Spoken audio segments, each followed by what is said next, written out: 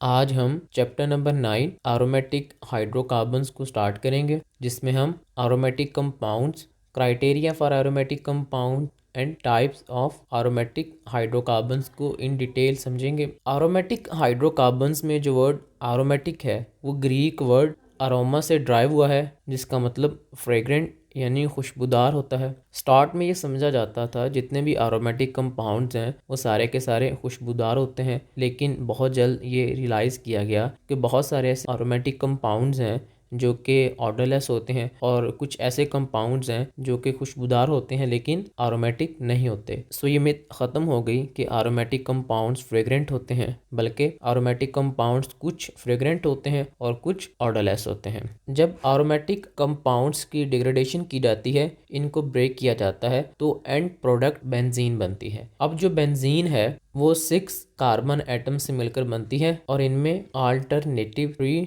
Double bonds होते हैं और इसके साथ 6 हाइड्रोजन एटम्स होते हैं। लेटर ऑन ये रिकग्नाइज किया गया जो बेंजीन है वो सिंपलेस्ट पेरेंट मेंबर है एरोमेटिक हाइड्रोकार्बन्स का, यानी जो मोस्टली एरोमेटिक हाइड्रोकार्बन्स हैं उनमें बेंजीन रिंग मौजूद होती है या फिर वो बेंजीन रिंग से मिलकर बनते हैं। नेक्स्ट है criteria for aromatic compounds. First है कि जो मॉलिक्यूल है वो साइक्लिक हो, यानी मॉलिक्यूल का जो फर्स्ट एटम है और जो लास्ट एटम है वो आपस में लिंक्ड हो। सेकंड है कि वो मॉलिक्यूल प्लेनर हो। प्लेनर से मुराद के उस मॉलिक्यूल में जितने भी एटम्स मौजूद हैं वो सारे के सारे एक प्लेन पर मौजूद हों। थर्ड है कि उस मॉलिक्यूल में कॉन्जुगेशन हो। कॉन्जुगेशन से मुराद सिंगल और डबल बॉन्ड अल्टरनेट हो, कि यानी एक सिंगल बॉन्ड फिर डबल बॉन्ड फिर सिंगल बॉन्ड फिर double bond. And last criteria है जो मॉलिक्यूल है वो 4n+2 यानी हकल रूल को ओबे करे। Here is some example of aromatic compounds benzene, naphthalene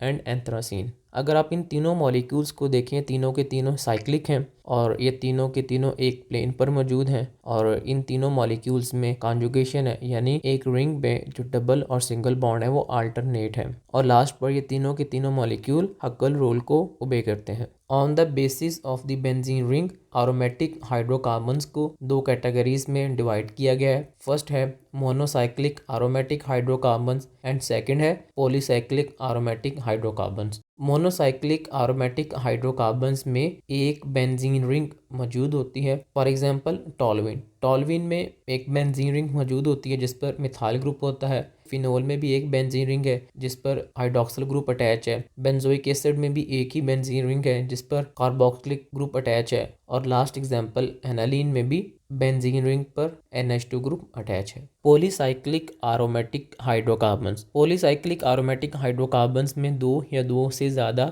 benzene rings मौजूद होती हैं। पॉलीसाइक्लिक एरोमेटिक हाइड्रोकार्बन्स की भी फर्दर 2 कैटेगरीज हैं। फर्स्ट कैटेगरी है कि जिसमें जो बेंजीन रिंग है वो आइसोलेटेड होती है, यानी 2 बेंजीन रिंग्स आपस में एक बॉन्ड के थ्रू अटैच होती हैं। For example biphenyl and biphenyl methane. इन दोनों एग्जांपल में जो बेंजीन रिंग्स हैं वो डायरेक्टली एक दूसरे के साथ अटैच नहीं है, बल्कि इनके दरम्यान कोई ना कोई बॉन्ड एग्जिस्ट करता है। लेकिन सेकंड टाइप में जो बेंजीन रिंग्स हैं वो आपस में फ्यूज्ड होती हैं। For example naphthalene. नेफ्थलीन में 2 बेंजीन रिंग्स आपस में फ्यूज्ड होती हैं और एंथ्रासीन में 3 बेंजीन रिंग्स आपस में फ्यूज होती हैं। आइसोलेटेड बेंजीन रिंग्स और फ्यूज्ड बेंजीन रिंग में एक डिफरेंस है, वो ये है अगर बाइफिनाइल को देखें उसमें 2 बेंजीन रिंग्स मौजूद हैं और उन दोनों बेंजीन रिंग में 12 कार्बन एटम्स होते हैं। लेकिन जो फ्यूज्ड बेंजीन रिंग है नेफ्थलीन है उसमें 2 बेंजीन रिंग में 10 कार्बन एटम्स हैं। अब 10 कार्बन एटम्स इसलिए हैं कि 2 बेंजीन आपस में फ्यूज्ड हैं और जो 2 कार्बन एटम्स हैं वो दोनों रिंग्स को आपस में फ्यूज कर रहे हैं। ये था आज का लेक्चर। नेक्स्ट लेक्चर में इंशाल्लाह हम एरोमेटिक हाइड्रोकार्बन्स के नॉमेनक्लेचर को समझेंगे। अगर इसमें कोई भी कंफ्यूजन हो, do let me know in comment section.